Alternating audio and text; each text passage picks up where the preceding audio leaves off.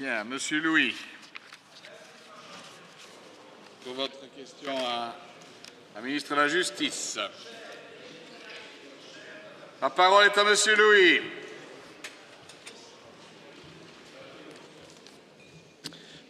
Madame la ministre, il y a 27 ans, les tueurs du Brabant faisaient régner la terreur dans notre pays. Ils étaient particulièrement bien organisés et ils déjouaient de manière troublante tous les pièges de la police comme s'ils en étaient informés à l'avance. Et ces tueurs, que l'on peut comparer à des machines de guerre, ont fait entre 1983 et 1985 28 victimes. Des victimes innocentes qui, la plupart du temps, faisaient leurs courses paisiblement en famille. Des tueurs insensibles qui ne reculaient même pas à exécuter des enfants. Et nous avons tous en mémoire les images des tueries du Delhaize, de Braine-l'Alleud, d'Overijse et d'Allos. Des images qui nous glacent encore le sang, tant les événements que nous avons vus sont catastrophiques. Et malheureusement, près de 30 ans après les faits, ces crimes sont toujours impunis. Et la prescription risque d'emporter avec elle les secrets de cette affaire qui ressemble surtout à une affaire d'État. Et dans cette enquête, on ne compte plus les dysfonctionnements, les manipulations des pièces à conviction, les querelles internes entre la police, la gendarmerie et la justice. On ne compte plus non plus les promotions dont ont bénéficié les différents juges d'instruction qui ont été chargés de ce dossier, comme par hasard. Et je ne crois pas que ce soit un hasard. Et je me demande même quand la juge Martine Michel se verra proposer une promotion, elle qui semble être particulièrement déterminée à faire toute la lumière sur cette tuerie que je n'ai pas peur d'appeler une tuerie d'État. Non, Madame la Ministre, vu les circonstances, mes questions seront simples et directes. Puisque vous ou vos prédécesseurs connaissez la vérité et l'identité, voire même le mobile des tueurs du Brabant, puis-je vous demander combien de temps encore vous allez garder le silence et vous moquer impunément des familles des victimes de cette barbarie? Et de source sûre, je sais que vous avez participé hier à une réunion à Charleroi avec les enquêteurs. Je voudrais savoir ce qu'il en est sorti. Je voudrais savoir si vous envisagez d'offrir une promotion à Mme Martine Michel pour casser une nouvelle fois l'enquête. Envisagez-vous de mettre le couvercle une nouvelle fois sur l'enquête en prolongeant le délai de prescription, bientôt atteint? Et enfin, que doit-on penser des menaces de mort qui ont été reçues par un des enquêteurs ces derniers temps? En sait-il de trop? Cela signifie-t-il que les tueurs sont toujours parmi nous?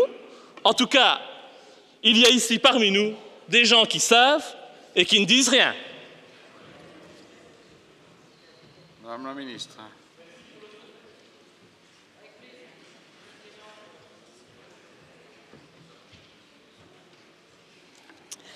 Tout d'abord, je voudrais répéter que l'affaire des tueries du Brabant wallon est d'une ampleur et d'un impact tout à fait exceptionnel dans l'histoire judiciaire de notre pays.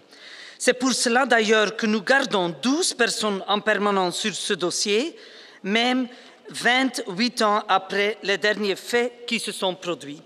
Effectivement, et les enquêteurs examinent d'ailleurs toujours avec beaucoup de motivation les différentes pistes existantes.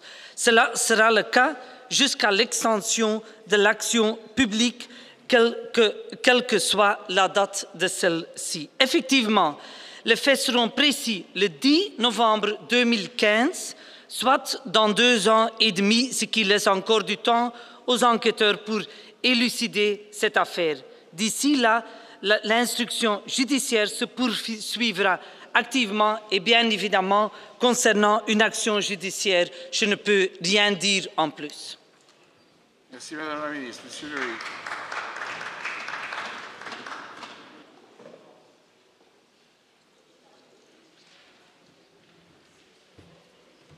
Ça ne m'étonne pas, vous ne pouvez rien dire en plus, Madame la Ministre. Mais moi, ce que je vais vous dire, c'est que depuis près de 30 ans, on fait tourner les victimes en rond, on se moque totalement d'eux et de leurs souffrances. Car vous le savez très bien, Madame, l'État, les anciens politiques de l'époque, dont certains squattent encore les bancs de cette Assemblée, connaissent l'identité des assassins.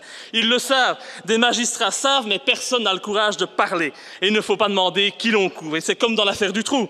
Des politiciens, des magistrats connaissent la vérité, mais on préfère la taire, tant des hauts placés sont concernés. Et nous tous ici rassemblés, en nous taisant et en couvrant tel ou tel membre de tel ou tel parti, eh bien, nous sommes alors les complices de ces crimes atroces. C'est une honte. Et pour terminer, je vais juste vous donner un conseil. Si vous voulez de toute façon pas que la vérité éclate, si vous ne voulez pas éclabousser vos prédécesseurs, eh bien ne donnez pas d'espoir aux familles en prolongeant une fois de plus la prescription. Ça fait bien longtemps que l'on se moque de la souffrance des familles. Et face à la raison d'État, je vous dirais qu'il y a malheureusement des vérités qui ne sont pas bonnes à dire.